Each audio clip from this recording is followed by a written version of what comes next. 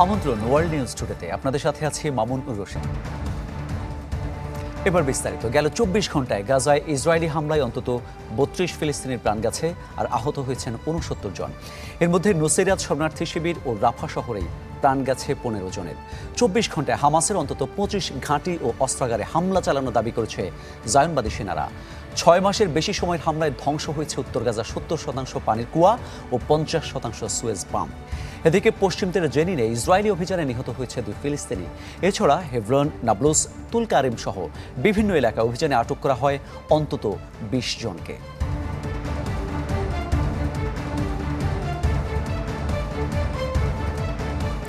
গাজায় ইসরায়েলের আগ্রাসন বন্ধে বিক্ষোভ বাড়ছে যুক্তরাষ্ট্রের শিক্ষাঙ্গনে। শিক্ষার্থীদের কর্মসূচিতে যুক্ত হচ্ছে নতুন নতুন বিশ্ববিদ্যালয়। দমনপীড়ন আর বহিষ্কারেও থামছে না এই আন্দোলন।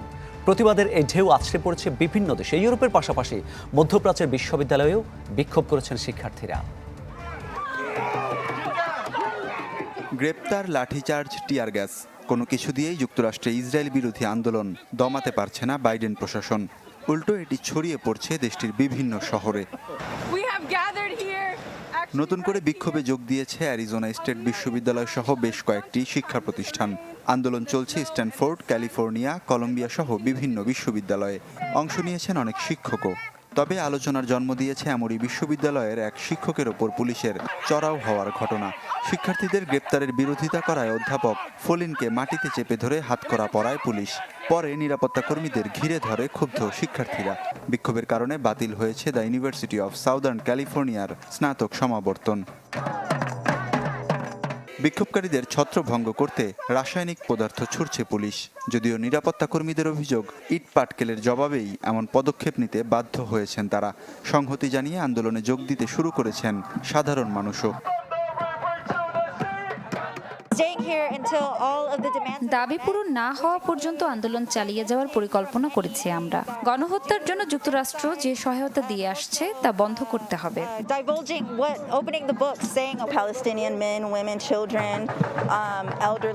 আমি শিক্ষার্থী নই, আমি একজন মা।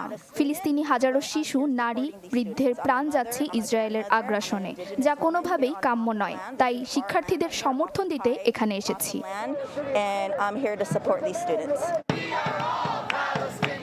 একই দাবিতে বিক্ষোভে নেমেছেন অস্ট্রেলিয়ার মেলবোর্নের বেশ কয়েকটি বিশ্ববিদ্যালয়ের শিক্ষার্থীরা।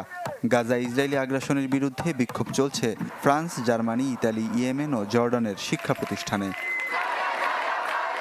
ওয়ালিউল্লাহ ফারুক, চ্যানেল 24। শিক্ষার্থীদের আন্দোলনের সবশেষ খবর জানাবো আপনাদের। যুক্তরাষ্ট্র থেকে আমাদের সঙ্গে যুক্ত হচ্ছেন ফ্রেমিংহ্যাম স্টেট ইউনিভার্সিটির সহকারী অধ্যাপক ডক্টর জাহেদ আরমান। ডক্টর জাহেদ আরমান, ধীরে ধীরে যে বিষয়টি দেখা যাচ্ছে যে কি বিভিন্ন বিশ্ববিদ্যালয়ের শিক্ষার্থীরা এই আন্দোলনে যুক্ত হচ্ছে, শুরুতে আপনার কাছে ইসরায়েল বিরোধী বিক্ষোভের সবশেষ পরিস্থিতি জানতে চাইব। ধন্যবাদ আপনাকে। আমরা যেই বিক্ষোভগুলো দেখছি যুক্তরাষ্ট্রে, একটা নতুন ডাইমেনশন আমরা লক্ষ্য করছি যে এই বিক্ষোভে প্রফেসররা যুক্ত হচ্ছেন এবং সাধারণ মানুষও একটু একটু করে যুক্ত হচ্ছেন। তবে এই যে বিক্ষোভের ব্যাপকতা এখন আরো অনেক বেশি বিশ্ববিদ্যালয়ে ছড়িয়ে পড়তে আমরা দেখতে পাচ্ছি। জি, এই যে নতুন করে আপনি ডাইমেনশনের কথা বললেন, নতুন করে গণ আন্দোলন যদি ছড়িয়ে পড়ে, সামনেই হচ্ছে প্রেসিডেন্ট ইলেকশন, সেক্ষেত্রে বাইডেন প্রশাসন আসলে বিষয়টিকে কিভাবে দেখছে, কিভাবে নিয়ন্ত্রণ করতে চাইছে? আমার কাছে মনে হয় যে চলমান আন্দোলনের একটা সরাসরি প্রভাব পড়তে পারে যে আগামী নভেম্বরে যেই প্রেসিডেন্সিয়াল ইলেকশন হবে সেখানে। আপনি হয়তো জানেন যে যুক্তরাষ্ট্রের যেসব স্টেটের ইউনিভার্সিটিগুলোতে আন্দোলন হচ্ছে তার অধিকাংশই কিন্তু ডেমোক্রেটিক পার্টির স্টেট, যেমন new York, new jersey, Massachusetts, California. এখানে সবসময় ডেমোক্রেটিক পার্টি জয়লাভ করে। আর এখানে কিছু সুইং স্টেট আছে, যেমন Michigan, Texas, Georgia, north Carolina. So এসব স্টেটে আসলে কোন দল জয়লাভ করবে তা ঠিক আগে থেকে বলা যায় না। সো তাই এসব স্টেটের যে সমস্ত বিশ্ববিদ্যালয় আছে এবং সেখানে যেই চলমান আন্দোলন হচ্ছে, সেই চলমান আন্দোলন অবশ্যই তাদের পরবর্তী নির্বাচনে একটা প্রভাব বিস্তার করবে। তো এখানে আরেকটা বিষয় বলে রাখি যে আমেরিকান জনগণ কিন্তু ভোট দেয় বিভিন্ন ইস্যু দেখে, যে অর্থাৎ কোন দল কোন ইস্যুটিকে ভালোভাবে হ্যান্ডেল করতে পারবে তার উপরেই ডিপেন্ড করে তারা কাকে ভোট দিতে যাচ্ছেন। সো আমেরিকানরা যখন দেখবে যে বাইডেন প্রশাসন গাজা ইসরায়েল ইস্যুকে ভালোভাবে হ্যান্ডেল করতে পারছে না, তখন অটোমেটিক্যালি ভোটারদের একটা অংশ কিন্তু তখন রিপাবলিকানদের দিকে মুভ করবে। সো অবশ্যই একটা খুব ভালো প্রভাব পড়তে পারে সামনের ইলেকশনে। আমরা সাধারণত ডেমোক্রেটদের অনেকটা লিবারেল বলেই দেখে থাকি রিপাবলিকানদের তুলনায়। এখন ফিলিস্তিনিদের পক্ষে কিছু বললেই দেখা যাচ্ছে বাইডেন প্রশাসন চড়াও হচ্ছে। সেক্ষেত্রে ইহুদি বিদ্বেষ ঠেকানোর নামে কি মুসলিম বিদ্বেষ বাড়ছে দেশটিতে? আমার কাছে ঠিক তা মনে হয় না, কারণ ইহুদি বিদ্বেষের কথাটা পত্রপত্রিকায় যেভাবে উঠে আসছে সেভাবে মুসলিম বিদ্বেষের ব্যাপারটা কিন্তু খুব একটা আমরা দেখি নাই। যেমন শতাধিক ইহুদি শিক্ষার্থী তারা ইন্ডিভিজুয়ালি বিশ্ববিদ্যালয় প্রশাসনকে বলেছে যে তারা ক্যাম্পাসে নিরাপদ বোধ করছেন না। আবার এটাও ঠিক, ফিলিস্তিন প্রতিরোধ আন্দোলনের যে প্রতীক ক্যাফায়া, সেটা পড়ার কারণেই অনেক শিক্ষার্থীকে নিগৃহীত হতে হচ্ছে। সো সেটা তাদের মুসলিম আইডেন্টিটির কারণে না, সেটা অনেকাংশে তাদের ফিলিস্তিনের প্রতি যে সমর্থন সেটার কারণেই। তো এখানে একটা বিষয় জি জি বলুন। যে চলমান যে আন্দোলন, সেখানে শুধু যে মুসলিম শিক্ষার্থীরা আন্দোলন করছে ব্যাপারটা এমন না। এখানে অনেক ইহুদি শিক্ষার্থীও কিন্তু এইসব আন্দোলনে শরিক হচ্ছেন, যারা খ্রিস্টিয়ান, ইভেন যারা কোনো ধর্মকর্ম মানে না, তারাও কিন্তু এসব আন্দোলনে শরিক হচ্ছেন। সো এটাকে মুসলিম বিদ্বেষী ব্যাপারটা খুব একটা দেখা যাচ্ছে না। জি, একটা বিষয় দেখা যাচ্ছে বিক্ষোভকারীদের ছত্রভঙ্গ করতে রাসায়নিক পদার্থ কিন্তু ছুঁড়ছে পুলিশ, এবং বিক্ষোভের কারণে বাতিল করা হয়েছে দ্য ইউনিভার্সিটি অব সাউদার্ন ক্যালিফোর্নিয়ার স্নাতকের যে সমাবর্তন ছিল। আসলে তাহলে এই আন্দোলনটা ঠিক কোন দিকে দানা বাঁধছে এবং কোন দিকে এগোচ্ছে, কিভাবে সমাপ্তি হতে পারে এটার? এটা ঠিক এই মুহূর্তে বলা যাচ্ছে না, কারণ আমরা প্রতিদিনই কিন্তু আমরা নতুন নতুন ডাইমেনশন পাচ্ছি এই আন্দোলনের। তবে আপনি যদি যুক্তরাষ্ট্রের এর আগের মুভমেন্টগুলো যদি দেখেন, যেমন 1960-এর দশকের যেই ভিয়েতনাম যুদ্ধবিরোধী আন্দোলন গড়ে উঠেছিল যুক্তরাষ্ট্রে, এটার সাথে কিন্তু তার মানে আপনি যদি ব্যাপকতার দিকটা চিন্তা করেন, এই আন্দোলন কিন্তু এখনো অতটা ব্যাপক পর্যায়ে যায় নাই। অর্থাৎ এটা পুরোপুরি এখনো শিক্ষার্থীদের আন্দোলন, সেখানে জনসাধারণের সম্পৃক্ততা কিন্তু খুবই কম। ইভেন আপনি যদি চলমান আন্দোলনের শিক্ষার্থীদের যেই দাবি আছে, সেই দাবিগুলোও যদি দেখেন যে এগুলো হচ্ছে খুবই ইউনিভার্সিটি কেন্দ্রিক দাবি। যেমন কলম্বিয়া বিশ্ববিদ্যালয়ের শিক্ষার্থীদের যারা শিক্ষার্থী, তাদের দাবি হচ্ছে যেসব অর্গানাইজেশন ইসরায়েলকে সমর্থন করে এবং তাদের সঙ্গে বিশ্ববিদ্যালয়ের সম্পর্ক কাট করতে হবে, অথবা ইসরায়েলকে সমর্থন দেয় এরকম কোনো কোম্পানি থেকে ফান্ডিং নেওয়া যাবে না। সো দাবিগুলো কিন্তু খুবই স্পেসিফিক এবং খুবই ইউনিভার্সিটি রিলেটেড দাবি, এবং এই দাবিগুলোর সাথে যুদ্ধ বন্ধের কোনো সরাসরি কোনো সম্পর্ক নাই, তবে পরোক্ষ সম্পর্ক থাকতে পারে।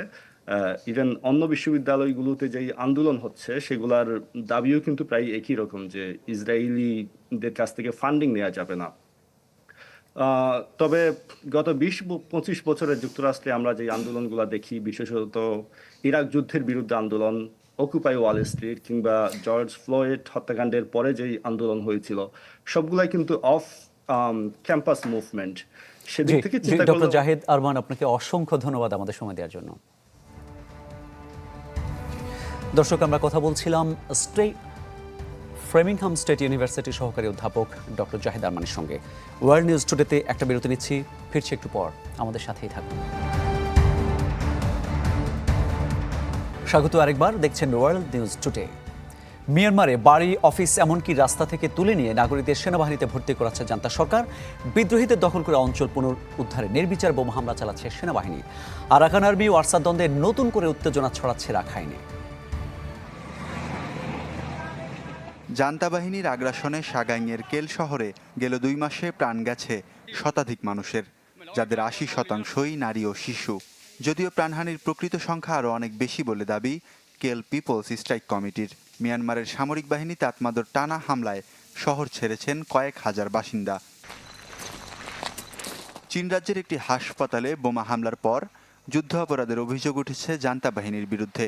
300 শয্যার হাসপাতালটিতে হামলায় প্রাণ গেছে চিকিৎসাধীন বেশ কয়েকজনের। যুদ্ধবিমান থেকে বোমা ফেলা হয়েছে পাশের মান্ডিট শহরের বহু বসতবাড়িতেও। টানা কয়েকদিনের সংঘাতের পর কারেনের কাউবেইন অঞ্চল পুনরুদ্ধারের দাবি করেছে তাতমাদো। 2টি গানবোট আর 300 সেনা নিয়ে বিদ্রোহী গোষ্ঠী মন আর তাদের মিত্রদের পিছু হটতে বাধ্য করেছে জান্তা সেনারা। গেল 25 মার্চ অঞ্চলটির নিয়ন্ত্রণ নিয়েছিল বিদ্রোহীরা। রাখাইনে আরাকান আর্মির জন্য বড় চ্যালেঞ্জ হয়ে দাঁড়িয়েছে Arakan Rohingya salvation army ARSA. দফায় দফায় সংঘর্ষে জড়াচ্ছে দুপক্ষ। আরসার অভিযোগ, মুংডো শহর থেকে 5 রোহিঙ্গাকে অপহরণের পর তাদের হত্যা করেছে আরাকান আর্মি।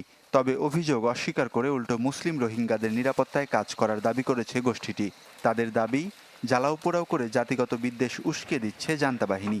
এই আগুনে ঘি ঢালছে ARSA, ARA ও RSOর মতো সশস্ত্র মাদক পাচারকারী গোষ্ঠী। সেনা সংকটে ধুঁকছে জান্তা বাহিনী, তাই নাগরিক নথি ঘেঁটে বাড়ি, অফিস, এমনকি পথচারীদের তুলে নিয়ে ভর্তি করানো হচ্ছে সেনাবাহিনীতে। ওয়ালিউল্লাহ ফারুক, চ্যানেল 24। নতুন সামরিক সহায়তা প্যাকেজের আওতায় ইউক্রেনকে প্যাট্রিয়ট ক্ষেপণাস্ত্র ও গোলাবারুদ সহায়তা করছে যুক্তরাষ্ট্র। এই জন্য প্রায় $6 বিলিয়ন ব্যয় করবে বলে জানিয়েছে দেশটির প্রতিরক্ষা মন্ত্রী লয়েড অস্টিন। তবে এই প্যাকেজে থাকছে না প্যাট্রিয়ট এয়ার ডিফেন্স ব্যাটারি। বুধবার যে $60 বিলিয়ন সহায়তা প্যাকেজে বাইডেন সই করেছেন, তারই অংশ হিসেবে ইউক্রেনকে $6 বিলিয়ন সহায়তা পাঠানো হচ্ছে। শিগগিরই যুক্তরাষ্ট্রের কাছ থেকে আরও $1 বিলিয়ন সামরিক সহায়তা পেতে যাচ্ছে ইউক্রেন।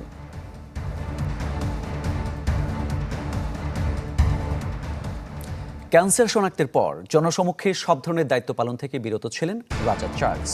আবারও জনসমক্ষে দায়িত্বে ফিরছেন ব্রিটেনের রাজা। চিকিৎসায় সন্তোষজনক অগ্রগতি হওয়ায় আগামী সপ্তাহ থেকে দায়িত্ব পালন শুরু করবেন তিনি। গ্রীষ্মকালীন রাষ্ট্রীয় সফরে জাপানের সম্রাটের সঙ্গে দেখা করবেন রাজা চার্লস। পাশাপাশি তার চিকিৎসা কার্যক্রম অব্যাহত থাকবে, এমনটাই জানিয়েছেন বাকিংহাম প্যালেসের মুখপাত্র। তবে ক্যান্সার চিকিৎসা কতদিন স্থায়ী হবে এ বিষয়ে স্পষ্ট কিছু জানায়নি চিকিৎসকরা। তবে আশা করছেন দ্রুত তিনি পুরোপুরি সুস্থ হয়ে উঠবেন। রাজা চার্লসের দায়িত্বে ফেরাকে স্বাগত জানিয়েছে ব্রিটিশ জনসাধারণ।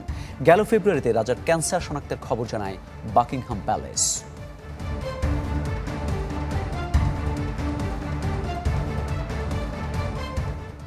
ওয়ার্ল্ড নিউজ টুডেতে নিচ্ছে আরও একটা বিরতি, সাথেই থাকুন। স্বাগত আরেকবার, দেখছেন ওয়ার্ল্ড নিউজ টুডে। কুড়িয়ে পাওয়া পয়সা দিয়ে বদলালো ভাগ্য। অসতর্কভাবে পড়ে যাওয়া পয়সা কিংবা স্বর্ণ কুড়ানো শুরু করেন চিলির এক টিকটকার। মাত্র 1 সপ্তাহে জমান 2.5 লাখ কয়েন।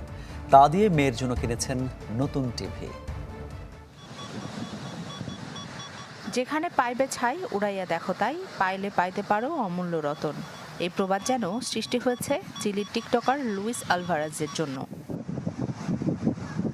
ইচ্ছে ছিল মেয়েকে টিভি উপহার দেওয়ার, তবে স্বাদ থাকলেও ছিল না সাধ্য।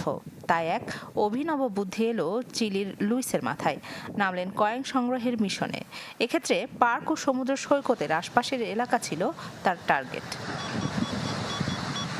মেটাল ডিটেক্টর মেশিনের সাহায্যে সংগ্রহ করতে থাকেন অসতর্কভাবে পড়ে যাওয়া বিভিন্ন কয়েন। এতেই হলো বাজিমাত। মাত্র 1 সপ্তাহের মাথায় সংগ্রহ করে ফেলেন টিভি কেনার মতো অর্থ, সাথে মিলেছে সামান্য কিছু স্বর্ণ। এই সাফল্যের কথা টিকটক ফলোয়ারদের বলতেও দেরি করেননি লুইস। আমি গুনে দেখলাম, মাত্র 1 সপ্তাহে 2 থেকে 2.5 লাখ কয়েন সংগ্রহ করতে পেরেছি। ধুলো ময়লা ভরে থাকায় সেগুলো রাতভর পরিষ্কার করতে হয়েছে। এরপর দোকানে নিয়ে গিয়েছিলাম। হিসাব করে দেখা যায় মাত্র কয়েকদিনের চেষ্টায় তিনি সংগ্রহ করেছেন $263 মার্কিন, যা ছিল তার প্রত্যাশা চেয়েও বেশি। তবে এতগুলো কয়েন নিয়ে দোকানে যেতে বেশ বিপত্তিতে পড়তে হয় লুইসকে। বেশ কয়েকটি ব্যাগে 2.5 লাখ কয়েন বহন করতে হয় তাকে। রাখি জেসমিন, চ্যানেল 24। 70 বছরে পা দিল জাপানি চলচ্চিত্রের কাল্পনিক চরিত্র গডজিলা। এ উপলক্ষে টোকিওতে প্রদর্শন করা হয় 100 মিটার দীর্ঘ প্রদর্শনী। সরকারি ভবনের নিচে গিয়ে ও হুঙ্কার দিয়ে দর্শনার্থীদের আনন্দ দেয় এই কল্পিত দানব। তবে শুধু সিনেমার চরিত্র নয়, জাপানের পর্যটনেও রয়েছে এর বড় অবদান। 2015 সালে জাপানের নাগরিক ও রাজধানীর শিনজুকু ওয়ার্ডের পর্যটন দূত হিসেবে নির্বাচন করা হয় গডজিলাকে।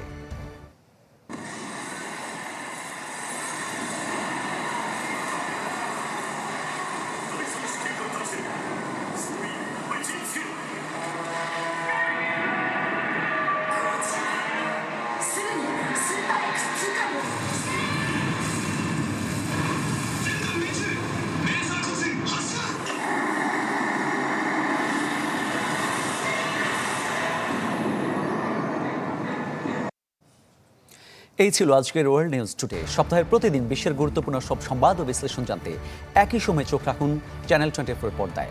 এছাড়াও দেখতে পারেন ফেসবুক এবং ইউটিউবে। ধন্যবাদ সবাইকে।